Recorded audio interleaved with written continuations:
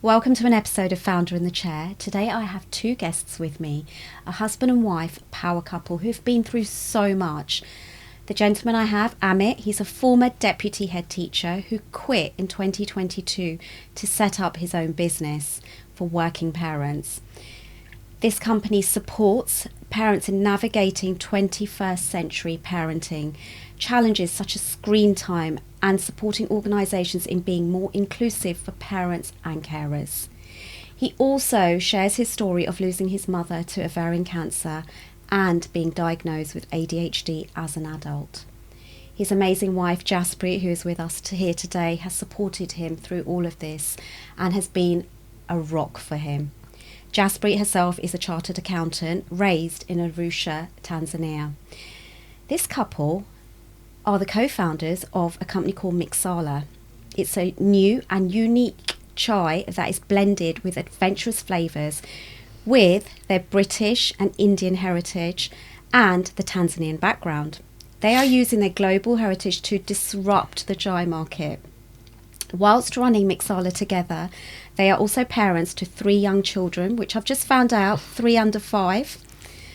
I mean, that's amazing. Including their daughter, who was born with 3 holes in her heart. Together, they share their story about managing the chaos of children and a growing business.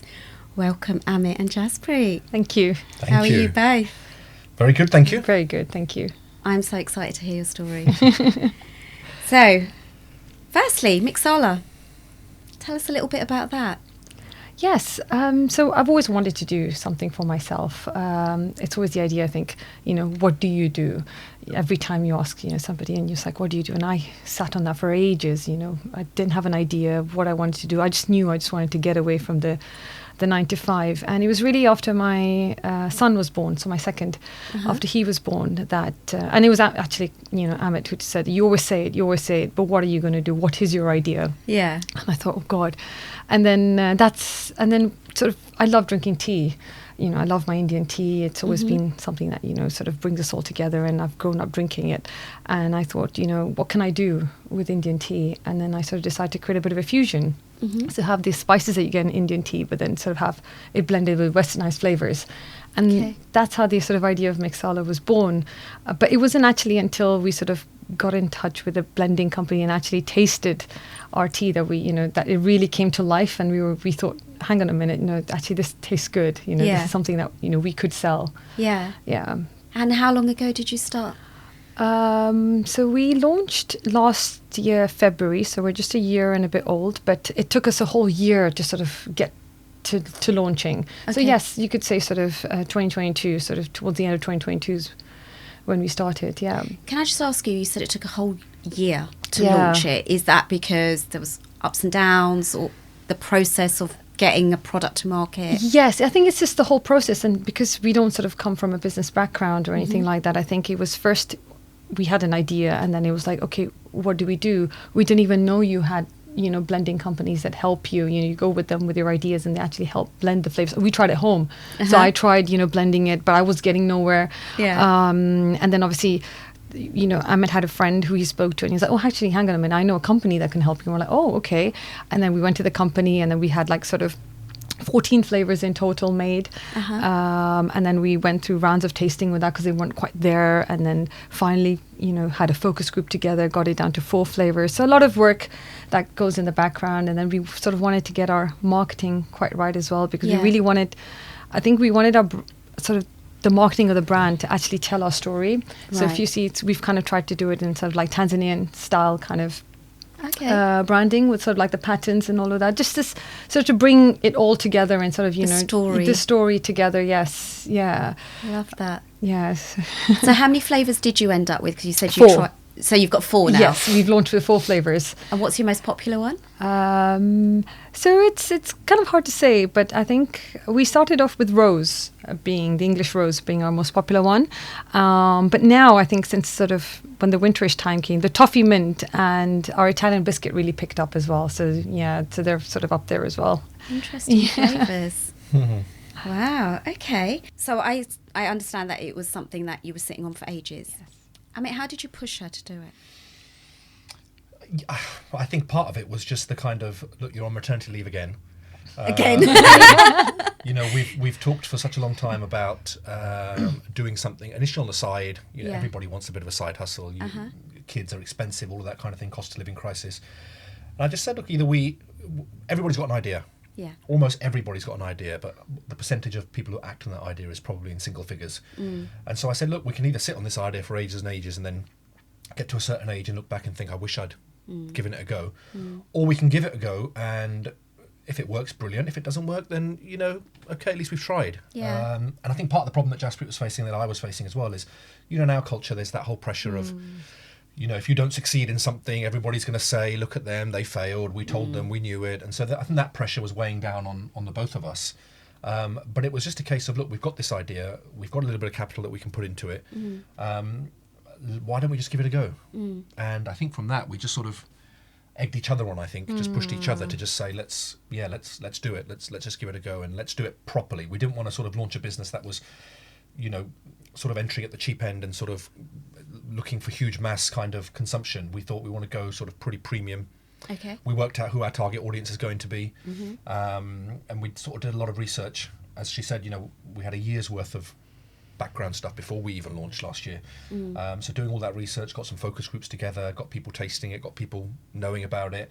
And then, we launched, and we've learned things that we didn't know existed. We've learned about organizations we didn't know existed. We've learned about business models and plans that we didn't know existed. So we're still very much learning. But it's been fun. It's been fun. I mean, we're not making any money yet, but it's a startup with you know, the scalability is there, the potential for scalability is there. Yeah. I think we've just got to make sure that we get the business kind of idea right, so we can really push it out. I like the fact that you said you did focus groups. You know, you took your time making sure you'd done all your research, because you're right, everyone has an idea, they do nothing with it, and they sit on it, and eventually it just sort of fizzles out. And it's really hard to bring something to market, because the amount of people I speak to, and they'll be like, I've just gone and done a course, spent £2,000. They did no research in the beginning before spending that money on a course.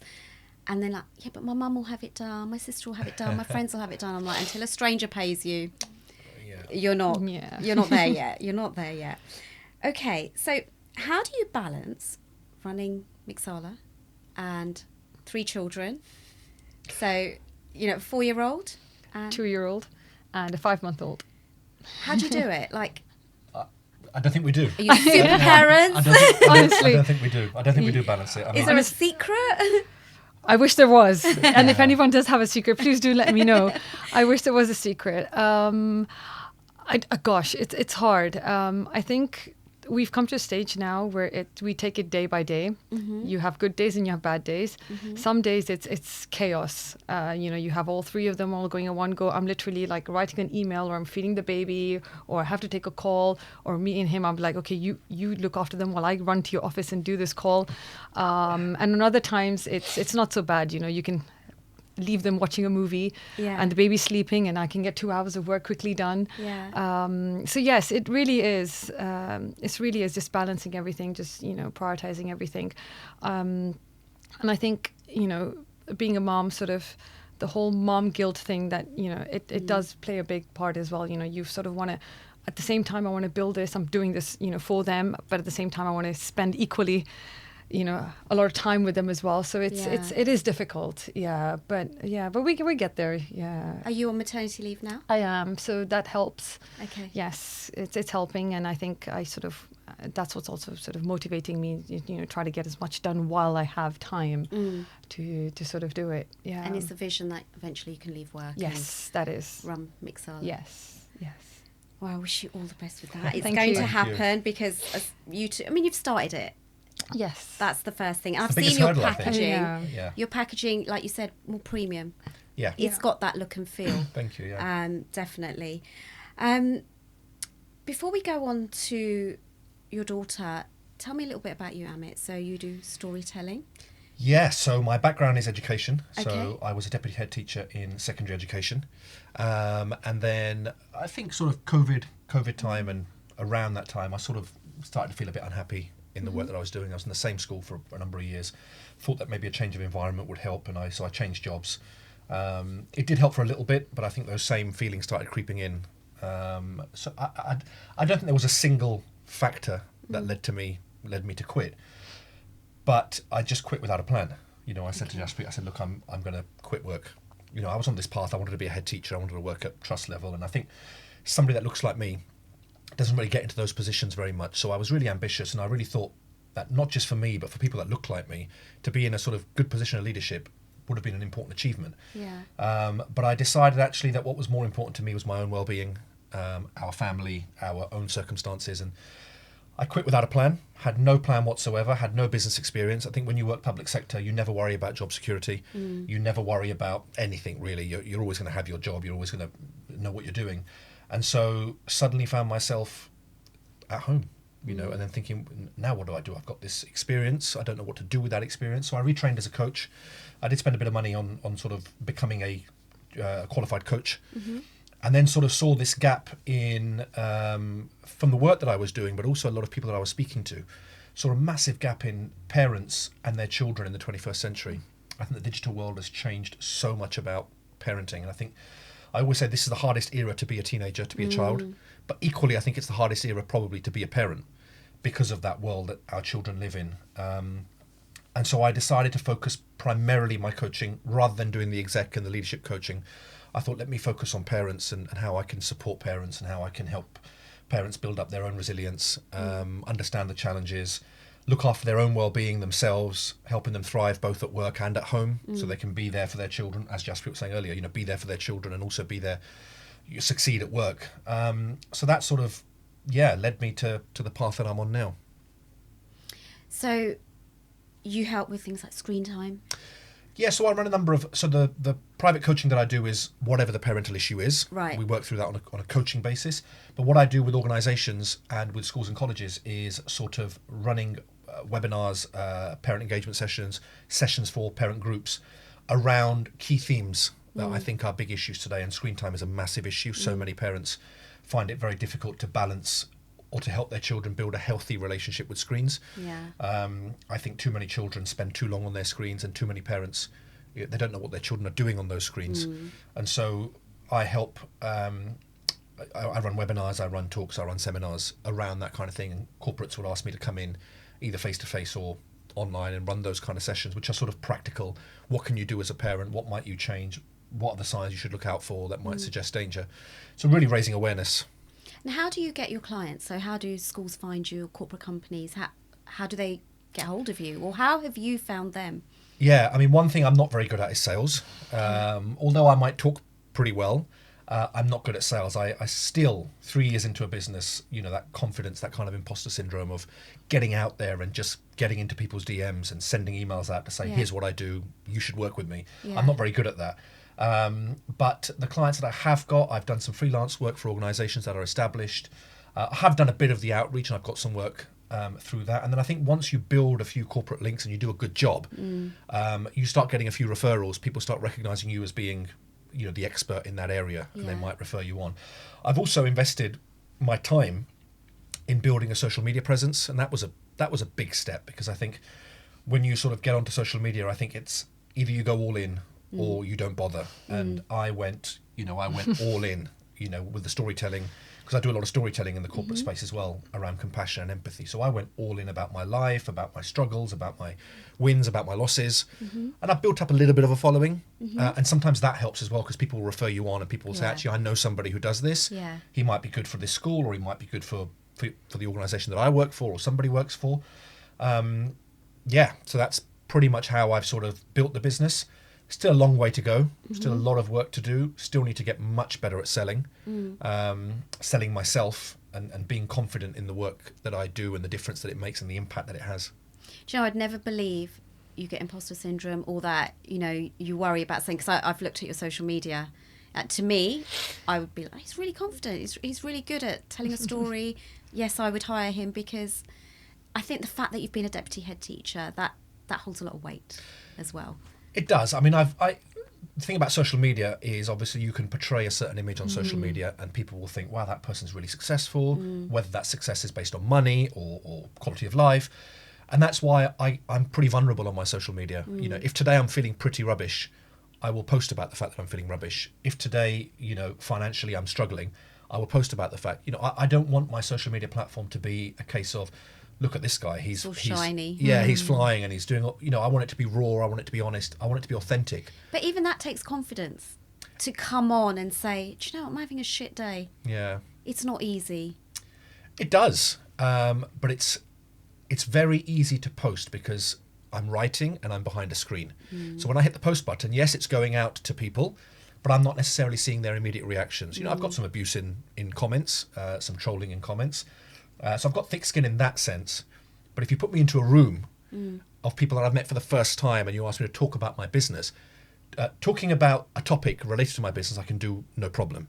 But talking about my business and about what I do, suddenly that's where the imposter syndrome comes in. It's almost, I'm standing next to an accountant, I'm standing next to a lawyer, I'm standing next to a businessman, and I think, I'm a public speaker, a storyteller, a coach, and I just find that sometimes people think, well, what does that mean? What do you actually do? And then I've got to spend a whole kind of the spiel about, justifying what I do and why I do it. So I think that's where the imposter syndrome kicks in. Okay, I understand. I get that. Okay, and as an adult, you found out that you were diagnosed with ADHD. Tell me how that affected both of you. Do you want to tell us how you found out, and then Jaspreet, how did you deal with it? Yeah, sure. I mean, the truth is I've known for a long, long time because I worked with young people. I worked in education and I saw people that, young people that had ADHD and recognized so many of the symptoms and signs in me. I would sit through meetings and zone out. I would fidget. I used to have a name tag. I would bite it. It was in pieces, basically. I would have to walk out of meetings, sitting on my hands, because I would just really struggle to concentrate, and really people would think I was rude. People would think I was, being disrespectful. And I used to say to them, I think I've got ADHD. And people would laugh me out the building. Don't be silly. You're just trying to justify your bad behaviour. You're trying to make excuses. So last year I thought, you know what? I'm going to just go for the diagnosis. For me, I want to know either I have got it, in which case it's a validation, or if I haven't got it, I need to find out what the hell is wrong, because what's led to all these behaviours. I mean, the fact that I quit my job without a plan is probably a pretty big sign of being impulsive. And so I went through the process. That in itself is a story. But I went through the process because Jaspreet works in industry, has private health cover. I went through the private route because the NHS wait times and all of those issues. Had to dig out my old school reports, which I still have kept. Things like always out of his seat, always chatting, distracting others, thinks he knows it all, arrogant, and they're not all symptoms of ADHD, but they're quite closely related. Right. Sent that off to a psychiatrist, met with the psychiatrist on a number of occasions. He did some assessments on me, watched me, observed me fidgeting, just the way that I'm sort of behaving. Lo and behold, ticked every single box. So was diagnosed with ADHD, OCD, and anxiety disorder. And part of what I do now is, again, raising awareness in our communities, because goodness me, in our communities there is such a lack of knowledge on any neurodiverse issue, whether it's autism, ADHD, dyslexia, dyspraxia, whatever it is. I mean, some of the words, if I'm delivering a session and it's in Punjabi, to translate some of those words into Punjabi is either impossible because the word doesn't exist, or the word is so infrequently used, I don't know what that word is, and you have to look it up. And so it's been a challenge, and it just shows how big that challenge is, because we've got parents in our community who might be neurodiverse themselves and don't know it, or they are raising children that are neurodiverse and they don't know how to handle or support those children appropriately. So part of the work that I do now is all around sort of ADHD awareness and what it looks like, because it looks like nothing physically. And in our community, I think people think unless you've got a physical disability, I don't believe there's anything wrong with you. But ADHD is a registered disability. I'm legally disabled in this country according to law. It's just that you can't see it. And so and like you say, I might come across really confident, I might come across really level-headed. But what's going on in here, of course, is something that perhaps is sometimes difficult to explain. And the way it manifests itself and the way I express it can sometimes be impulsive, impatient, rude, big outbursts, of which Jaspreet has to deal with most of them, sadly. Jaspreet, how do you deal with it? To be honest, I think, like what Amit was saying, I wasn't aware what ADHD was. I didn't grow up knowing, ADHD. Maybe dyslexia, but when you're growing up and coming from like Arusha, Tanzania, I mean, even still now, when Amit was sort of diagnosed with ADHD, to even explain to my parents what ADHD was a real challenge for me, because they didn't really sort of understand. And I know even when I got married to him, he used to always say, I think I've got it. And to be honest, I never believed him. I just thought, it can't be. I never read up on it or anything, but it can't be. But then sort of when he went, through the diagnosis, and I sort of read up on it and, saw what it is, then I sort of started relating it to him and sort of how he behaves and sort of all of that. And it can be challenging at times, because I think just as that our personalities are so different, like he's describing himself, he's very impulsive. We'll discuss something, like, for example, in the past before, we used to say, like, should we do this? And he's gone ahead and already booked it. And I'll be like, oh my God, we were just discussing it. And then down the line, like, a month after, we can't go or we can't do it. And I'll be like, yeah, but why did you book it then? If we can't do it. And it would be little things like that. And then also this, like, now that we have 3 kids, he seems to get, like, very overwhelmed. So he'll just step back and, the kids are being chaotic and he'll be like, I can't do this. And in my head, I'm thinking, I'm sorry, you're father, you have to do it. Yeah. But then have to sort of say, okay, maybe, he genuinely can't deal with it. So then I always have to tell him, okay, step out and then, come back in once you've calmed down. But it is, sort of things like that I am maybe a bit more mindful of now. And, I think before his diagnosis, maybe it used to be things that we used to argue on and things, I used to be like, you can't behave like this. And, he was like, I can't help it and stuff like that. Whereas I'm trying to be a bit more supportive and a bit more understanding. Let's put it that way, a bit more understanding of it.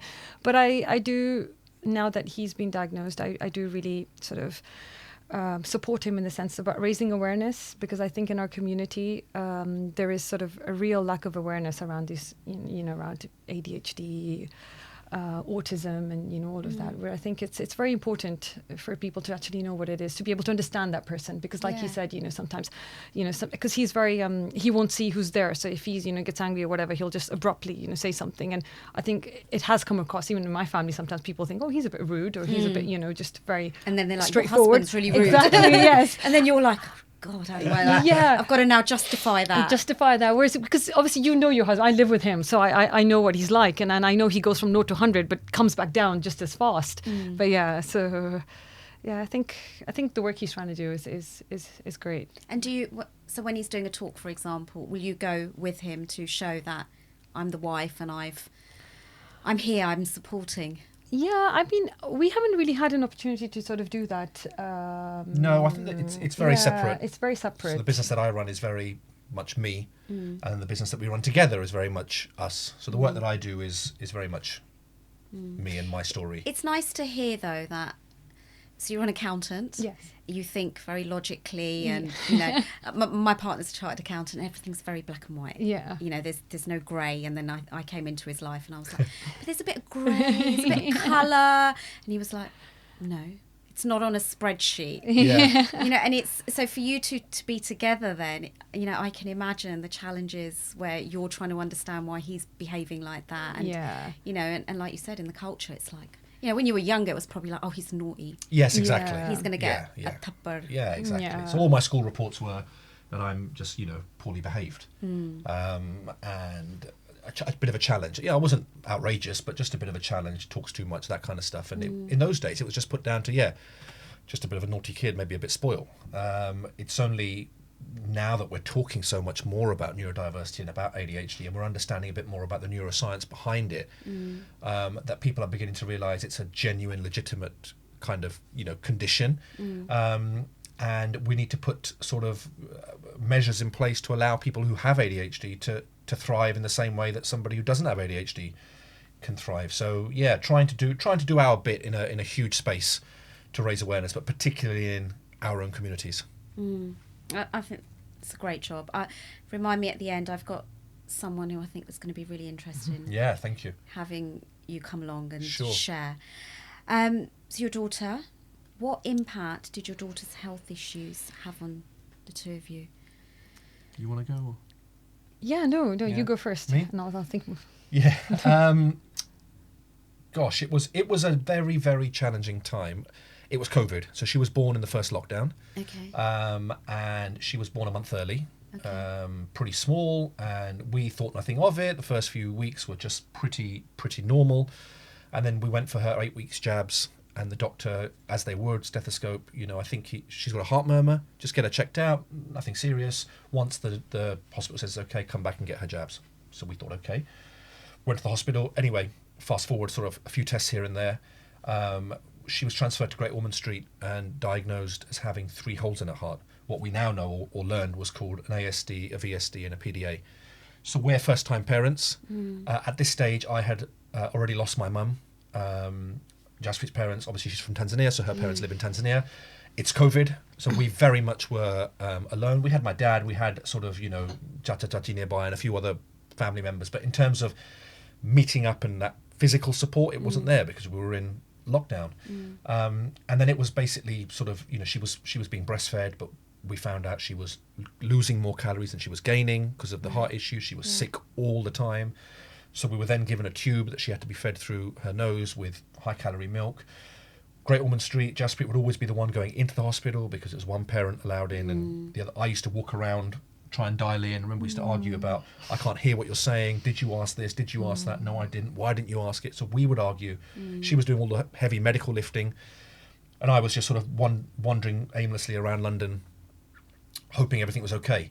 So I think it was really a real challenge. I think we were running on adrenaline a lot of the time because we had no choice. She was our first child. We had no choice. She needed us to be strong. And I think, we talk about it sometimes now, don't we? I think, being in COVID probably did us actually a favour because it meant, what happened when they're like, everybody wants to sort of be in the know and be around. Yeah. And, have you tried this? Have you tried that? As amazing as our family, my family and Jaspreet's family is, it was nice to just have that space for us to just get on with it. We'd update family on WhatsApp. And then in the end, in February of 21, which if you remember was the second big lockdown, she finally had open heart surgery. And it was the only time that I was allowed to go into Great Ormond Street. They said I'm allowed as the second parent to come in after she'd come out of surgery and was in intensive care. And, to see a little baby, your baby, tied up to all these tubes. She was on a ventilator. And in those days, when you hear the word ventilator during COVID, it was always kind of, you're worried. Massive wound down her chest where they'd opened her up. So it was incredibly tough, but I don't know, somehow we just powered through. We had no choice. What option do you have?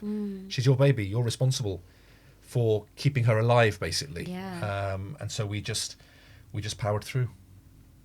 And Jaspreet, how was it for you? Like you were in the hospital while he said he was walking around London. It was difficult, and like he says, I think at the time I didn't really realise what was happening or what was going through because, as of being a first-time mom, that in itself is very challenging because you're so new to being a mom. You're quite young as well when you had her, right? Yes, I was. How old was I? 30, just turned 30. Yes, Yeah. so not that young, but yes, it was challenging, and that in itself is challenging. And because it was so surprising. I mean, she was born a month early, but didn't think too much of it. She was absolutely fine, and then it was not until her sort of the 8-week GP check, and it's a normal check. I mean, you just go to the check, and they were like, "Oh, we can hear a heart murmur," and I was like, "Oh, okay." I didn't even know what a heart murmur was. I said, "Okay." She said, "Probably nothing. These things are very common in babies and sort of all of that." But she goes, "I will refer you." I said, "Okay, fine." Came out and I told him, and then that took a bit of a while, a couple of months, and then when she was, I finally referred and had her scan, and that's when we were told that she has 3 holes in the heart, and she's being referred to Great Ormond Street. And I was like, okay. And when you hear Great Ormond Street, it's one of the sort of the biggest hospitals, and that's fine. We sort of went through with it. And I think, like he said, it was challenging in the sense that I missed him not being there. Like, I was the only parent who'd have to go into all these appointments and all of that. And the reception in these hospitals are so bad. So I tried to dial him in, and he couldn't hear half the time, and you're sitting next to a consultant, and they're talking really high term, medical terms, and and almost when you're in that situation, you believe what they're saying because obviously they're the expert. So they'll be like, okay, she's got this, and don't worry, we'll sort it out, and all of this, and I'd be like, okay, and I'm the sort of person. He's a bit more inquisitive, and I'm the sort of person who just sort of takes as it comes. Maybe because he'd just sort of been through it with his mom, so he was a bit more like challenging the doctors and all that. Whereas I would just take their word, and they'd be like, okay, we'll have to schedule you in, and she'd have to have open heart surgery. There's no two ways about that. And I'd come back, and he'd be like, okay, so what did they say? What is the condition's name? And half the things I'd forget, because by the time I do the whole appointment and come back home, and he'd be like, okay, what did they say? And I'd be like, oh, they just said it's fine, she's going to have surgery. Yeah, but what does that mean? What are the risk factors, and what is this? And I'll be like, oh, I totally forgot to sort of ask that. So I think that in itself was challenging for us, and I sort of missed not having the companion in hospital, because I remember there were times where because she was a COVID baby as well, maybe because of a medical condition, she was very clingy. So she wouldn't let go of me. And I've had, times in the hospital where I've actually had a nurse just say that, please just see her. Well, I need to go to the bathroom. And she'd be screaming her head off. And I can hear her, and I'll be like, oh gosh, and there'll be times where, because the hospital, you're not a patient, I'll be surviving on a sandwich a day.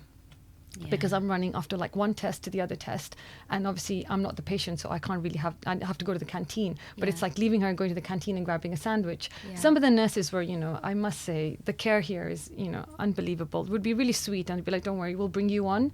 I remember the time where the first time I sat in an ambulance, because she had to be taken in an ambulance. I've never sat in an ambulance before. First time I sat in an ambulance. And there were small things like that, which at the time I didn't realize. But now when I look back, I think, gosh, how did I do that? And I remember, everybody was very supportive. Everybody would text, and everybody would, ask how's she doing, what's happening, updates and all that. But it would only be it was only my dad who would actually call me every single day I was in hospital, Great Ormond Street. I was there for about 5-6 days, and the first thing he'd ask me is, how are you doing? And I think that for me was so much so, because I think you get lost. Obviously, I'm not saying she wasn't important, definitely, it's all about her, but I think as a mom as well, looking after her, people forget how you're feeling. And I think that for me was quite important. And now when I see sort of other moms who who are sort of having challenges with their children through medical and whatever, I always sort of make it a point to ask them how you're doing, because I know what it feels like to sort of be in that whole, sort of, you don't realize actually, but yeah. It does affect you. Of Yes, course it does. yes. And the timing, Yes. lockdown and everything, I can just imagine. You're outside, you're inside. Yeah. Baby's not well. Yeah. How is she doing now? Oh, she's good. Yeah. She's as, she's normal. If you saw her, you wouldn't think anything. She's growing, she's thriving. She's able to do, all her activities, run around, and sort of all of that. She's got one hole Yeah. is still left. It was a bit complicated for them to treat it, so they're monitoring that. So she's still under Great Ormond Street's care. They monitor that hole on a semi-regular basis. I think once a year now, isn't it? They monitor that. They're hopeful it'll either repair itself or it won't need surgery, but she may need surgery later. But she does have a great scar down the middle of her chest, which obviously we're very conscious about as a girl, as a woman. Yeah. That may cause her some sort of confidence and issues later on in life. So we try to normalise it with her. She knows something very serious happened. She knows I had an operation on my heart, but she doesn't quite know, obviously, what or why. We just sort of call it her kind of battle wound or her warrior scar. We just play into the whole Sikhi thing and just sort of, that's what we label it. We're just trying to normalise it for her as much as possible, so that when she goes through puberty and all those things, hopefully it won't cause that many issues for her. But we're mindful. Obviously that's a challenge that we're probably going to have to address when we come to it, because it is a great big. She's seen her photos, so she's seen her photos in hospital, and sort of her brother as well will tell her, oh, Isha's operation, so he points her at a scar and sort of says, so yes, and she'll say it as well, that she's got it, but yeah, no, she's doing. It's well, nice that you're normalising it, because back in the day we would have been hide it. Yeah, exactly. Of course. So that's who's really going to marry important. you? That kind of nonsense. Yeah. Which in this day and age, it doesn't matter, does it? It's No. completely irrelevant. It's our job as parents to totally normalise it, totally make her feel as though there's nothing different about her or wrong with her, and for her to be able to thrive just like any other young girl or woman, would be able to. So we're conscious that that's all to come. At the moment, she's very young, but hopefully, the more we talk about it, the more we normalise it, it won't be as difficult for her as it maybe otherwise would have been. Yeah. So Amit, you also lost your mum to ovarian cancer. Did that happen round about the same time? My mum died in 2018. Our daughter was born in 2020. Yeah. Right? Yeah. So my mum died in January 2018. We got married that same summer. So it was a whole big... Yeah, there were sort of, she got diagnosed in 2016 with ovarian cancer, which sort of came out of the blue, but it didn't. She had all the symptoms, which we now know are symptoms. At the time, you know, if you don't know what you're looking for, you don't know what the symptoms are. And she fought a 2-year battle. You know, had all the kind of the chemotherapy. She had major debulking surgery to remove what they could. You know, chemotherapy was hard because lost weight, lost her appetite, of course, lost her hair, which I think for anybody is hard enough, but for a woman, I think it's particularly challenging. I mean, she used to wear this wig, which, unbiased, I thought she looked, you know, beautiful. But I think the hidden side effects of chemotherapy and cancer that people don't talk about are the mental effects of it. You know, she became isolated. She became depressed. She didn't want to see people. She didn't want to go out because she thought everybody was immediately looking at her. Look at there's a cancer patient here. Where you couldn't really tell. She'd do her makeup and she'd look okay. And then obviously we were trying to plan a wedding at the same time. So my mum got to meet Jaspreet on a number of occasions. There were some complications in family because she's from Tanzania. We're here. In our culture, you get married where the girl is from. And although my family's from Tanzania and I've got a boy who lives there, and I'd been going there for a long time to see my family, to have the wedding there was obviously a big deal because my mum was, you know, on a cancer journey. Yeah. And then so what we had decided to do, my mum, it got to a stage where she'd become pretty ill. And, you know, we knew that, you know, it wasn't going to end well. And so what we decided to do was to bring the wedding forward. We were going to get married in August 2018.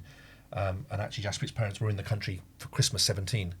And we said, look, why don't we just do a small town hall registry? I'm an only child. My mum, an Indian mum's dream is to just see their child get married and be happy and all of that, you know? And so we said, why don't we just do a little registry, 30, 40 people, immediate kind of family. She can see them, she can see me get married. By then she was already pretty bad. You know, she was in and out of consciousness. The effects of the chemo, the chemo had stopped by then, but the effects of the kind of morphine and those things were taking their toll. Anyway, we booked the wedding for the 6th of January at the local town hall, and Mum was at home. It was me, it was my dad. My mussy had basically moved in with us to take care of my mum. She managed all the kind of heavy lifting. At that stage, my nunny had even come down to stay with us. And the wedding was booked for the 6th of January, and my mum died on the 5th. She died in the morning of the 5th. It was a Friday, so the wedding was booked for Saturday, and she died at home on the 5th. So, I mean, even if she had made the wedding, she would have been there in body, but you know, there was sadly nothing left, and that was really difficult because she had so much involvement in the planning of the wedding, the main wedding, the reception, the colour scheme, and you know, we were really adamant as a family that we wanted the wedding to be here to honour her legacy, and obviously Jaspreet's family is very adamant that the wedding should be in Tanzania.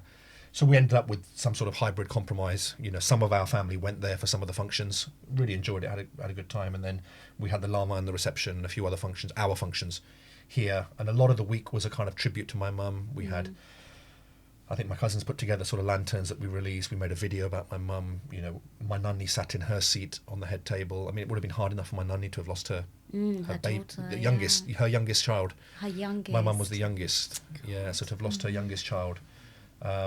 So we tried to make it a bit of a tribute at the same time as us, you know, getting kind of married. So yeah, that was a journey. I'm still very much on the grief journey. I mean, I just wrote about it the other day. You know, the kind of guilt that I feel, you know, where I'm now building this life. I'm building a business. I'm building another business where we're having kids, we're smiling, we're having fun. And then sometimes I remind myself, gosh, my mum's not here she never met my grandchildren. I mean, our daughter is, her middle name is my mum's name, Nirmal.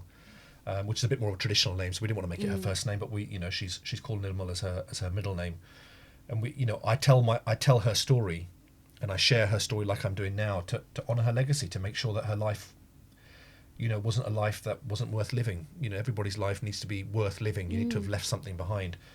So I share her story, share her cancer journey, share the openness, the rawness of it, because, you know, it's going to happen to all of us one day, isn't it? Whatever way it happens. And I think we don't talk much about grief in our culture. We don't talk much about death in our culture. It certainly made me think a lot more about my own mortality, whenever that might be. But it's made me think about it more. It's probably, you know, gives me a lot of anxiety as well, because I've still got so much that I want to achieve, and I've got young children. But so did she. You know, she was 56 when she died. Okay. So it was a day before we were supposed to get married. It was 4 days before my 30th birthday that she died. So it's, you know, one of those things. What can you do? Yeah, 56 is young. And you don't know when it's going to happen. And again, in our culture, cancer's not spoken about. No, and even speaking about it now, you think, gosh, you know, if you speak about it, you know, there's an authority, you know, because if you speak about it, it's you know, something better not happen to us now, or to you, or to whoever else. I'm just going to get you to translate exactly what you just said. So you know, something bad better not happen to us, you know, nazar, because tempting fate. Jinx, exactly. Yeah, we don't want to tempt fate, but that's what we're scared of. Yeah. But actually, it's going to happen when it's going to happen. You know, so talking about it actually sometimes makes people's lives easier. It's more of an open conversation. You know, we've got children to think about now. We've got to make sure things are in place if, God forbid, something did happen to either one of us. So, you know, for me, it's talking about it is much easier now because I've been through it. I've lost a parent young. We didn't talk about it. And I think it's important that we address these kind of difficult taboo issues as a community. Yeah, no, absolutely. My friend, who was exactly the same age as me, died of cancer 2 years ago now, and I made her dying videos for her children. She got 3 children, and we took her to the hospice, and we'd always talked about it for 2 years, that we're going to make some videos. And she said, when my son gets married, send the video to him. When my daughters get married, she's got 2 twin girls, you know, first job, first is Vina, will you send the videos? And I was like, yes, we can do that. But we never got round to it. Like, it was always, she'd always say to me, no, come tomorrow, I'm going to think about it, I'm going to make some bullet points, and et cetera, et cetera. Anyway, it didn't happen. And then we were at the hospice, and the consultant came in, and she said, there's nothing more we can do now except make you comfortable. And she said to the consultant, how long? And she said, don't know, days, maybe tomorrow, maybe 3 days, maybe 4 days. And her daughter said to me, Mama hasn't made the videos yet. And I was like, I know, we've been talking about it for 2 years. Like, yes, I'm sorry, she hasn't made them yet. I said, do you mind just going and sitting in the family room? She's making them now. So I walked in and I was like, let's make those videos we've been talking about for 2 years. She was like, no, come tomorrow. And I was like, no, we need to make them today. We'll make some more tomorrow. We'll do different messages tomorrow, because she had this whole list of things she wanted recorded. And she kept saying no, and then she got angry with me, and she was like, no, my hair's not right, this, that, and the other. I said, I'll comb your hair. So I combed her hair. She went to put some lipstick on, so we put some lipstick on. And then, so I lifted my phone up, and you press that red button to record. And she had an oxygen mask on, and she took it off to speak, and she just burst out crying. And I'm like, I'm holding the phone, I'm thinking, I've got to keep it together. And I literally had to interview her. I was like, so it's your son's wedding, what would you like to say? He's going through this, what's the message? And we managed it, oxygen mask on, off, stopping, starting, tears, wiping them away, and we got through it. And I remember that was a Wednesday, and bearing in mind she said to me, come tomorrow. So tomorrow came, and she just went into a deep sleep. She never woke up again. So had I not made whatever I got, it wasn't everything she wanted to do, but we got something. And so she never spoke again, but I had the videos, and she'd said to me, the day you get the phone call, send them through. The phone call came on Sunday afternoon. So I said to her son, I've got the videos, shall I send them through now? And he said yes. And I said, you guys watch them when you're ready. I sent them through, delete them off my phone, went into my deleted and deleted them there as well, because I was just like, it's not for me. I've done what she's asked me. And for weeks after that, probably like you, I was like, I kept reliving it. And I was like, oh my God, like I can't deal with it. And we were on holiday. I remember we went to Thailand, and I was like having breakdowns, like, oh my God, I made these videos, I can't deal with it. Oh my God, I'm reliving it in my head. She was the same age as me. Our kids were about the same age. I was like, that could have been me. Yeah. We were 52. We were both 52 at the time. No, we weren't. We were 51. And what I then realised about two months later was she actually gave me a gift. Like you said, talking about immortality, like it's going to happen. It's just some people go sooner, later. And I think it was just like my pivotal moment in my life. I then went and did some things that people were like, oh, Vina, you're in your 50s, why are you doing this? And I was like, because I just watched a mother leave dying video. She was my age. I'd known her for over 30 years, and it just made it all so real for me. And I think that's probably why I quit my job. It's probably why I started a business. It's probably why we started Mixala. I don't know if that's the reason, but I reckon there's probably that kind of, we're here for however long we're here for. It's up to us to define and write the legacy that we want to leave behind. Yeah. It's up to us to write the story that we want our children to tell their children and beyond. Some people are happy and content with what they're doing, and that's great. I respect everybody's choices. But for us, I think it's getting as much done that we can, or at least try to get as much done that we can, so that we don't sort of have a life that feels unfulfilled. Because I think in my mum's case, her life felt very unfulfilled. She was a typical South Asian woman of her generation. She was born and raised in Tanzania, came to this country in the 70s with her parents to Coventry, had strict parents who didn't let her do lots of things, kept telling her that once you get married you can do what you want. Got married, had an even stricter mother-in-law who didn't let her do anything. Had a husband that was, again, typical of his generation, enjoyed his life and that kind of thing. Conceived me, struggled to conceive any more, and just she felt like she didn't achieve anything. And I do remember, actually, towards the end of her life, she did say when she was in her room, and it's something that sort of sits with me because I feel like I'm partly to blame for this. She said, "I've not had a good life." And that really sort of, it did hurt, because you think for somebody to say that when they're on their way out, I'm part of her life. And if she never said that, whether I was responsible for that or not, she didn't go that far. She just said, "I've not had a good life."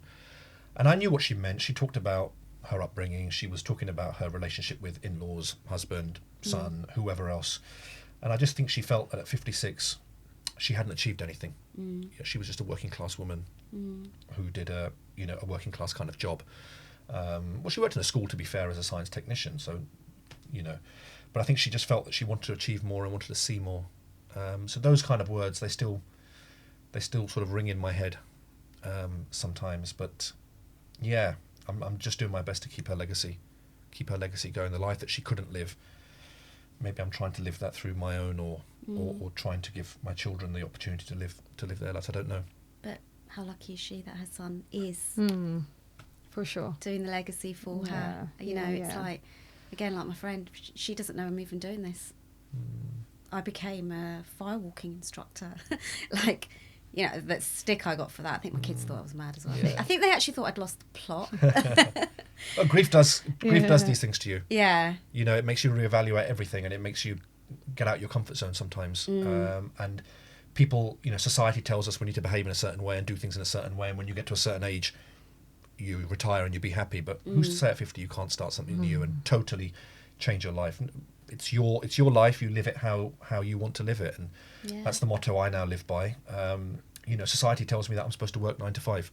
That's just what society tells me. And people laugh at me and say, "Oh, get a proper job," or some of us work for a living. And I just think, well, some of us are trying to build a business. Imagine what that's like financially, not having the security of a salary coming in, and mentally knowing that your children's food on the table is down to whether or not you get the clients or the business, or in Mixala's case, the reach. So there's huge pressures that we've chosen to put ourselves under. I'm not saying it's not our choice. We've chosen those pressures, but yeah, it's I shut out the noise.